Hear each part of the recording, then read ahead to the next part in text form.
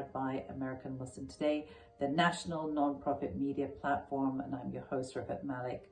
Today we're taking a deeper look into the Middle East legacy of the late President Jimmy Carter, who lies in state at the Capitol in DC until Thursday, and then will be buried in his hometown of Plains, Georgia. It's one of the defining aspects of Carter's life and work, his unwavering dedication to peace between Israelis and Palestinians. But this journey was anything but smooth. It's widely agreed that a crowning moment of Jimmy Carter's presidency was the 1978 Camp David Accords, a groundbreaking peace agreement between Egypt and Israel. Carter's diplomatic skill ensured that the country which Israel deemed its largest military threat became a peace partner. This agreement reshaped the Cold War balance in the Middle East and secured annual US aid to both nations.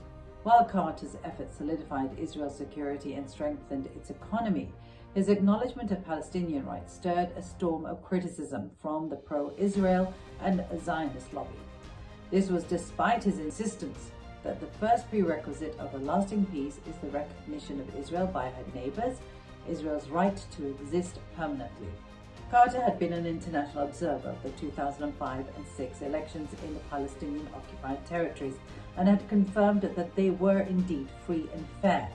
Despite this, Israel and the West refused to accept the election of Hamas. Later on, in 2006, Carter published Palestine, Peace, Not Apartheid. The title alone ignited an intense backlash. Critics accused him of antisemitism and of undermining Israel's legitimacy. But Carter stood firm. Speaking to NPR in 2007, he explained, "Apartheid is a word that is an accurate description of what has been going on in the West Bank. This is a word that's a very accurate description of the forced separation within the West Bank of Israelis from Palestinians and the total domination and oppression of Palestinians by the dominant Israeli military." He also refuted claims by Professor Ken Stein, who resigned from the Carter Center in protest at the book, and claimed that his recollection of meetings with Hafez al-Assad, former president of Syria, were inaccurate. Carter hit back by pointing out that he was not present at all the meetings, and the former president and his wife took detailed notes. Carter's book aimed to challenge the status quo and spark a debate on the treatment of Palestinians, although he did admit to one poorly worded sentence that critics misinterpreted as supporting terrorism. This incident highlighted his work's intense scrutiny, yet he remained undeterred in his advocacy for Palestinian justice. Even after leaving office, Carter's commitment to peace never wavered. He tirelessly worked to bridge divides, including engaging with Hamas, incurring predictable criticism. But his vision was clear. Peace will come to Israel and the Middle East only when the Israeli government is willing to comply with international law. It will be a tragedy if a system of oppression, apartheid, and sustained violence is permitted to prevail. In 2016, Carter urged President Obama to recognize a Palestinian state, arguing it would bolster moderate Palestinian leadership while ensuring Israel's security.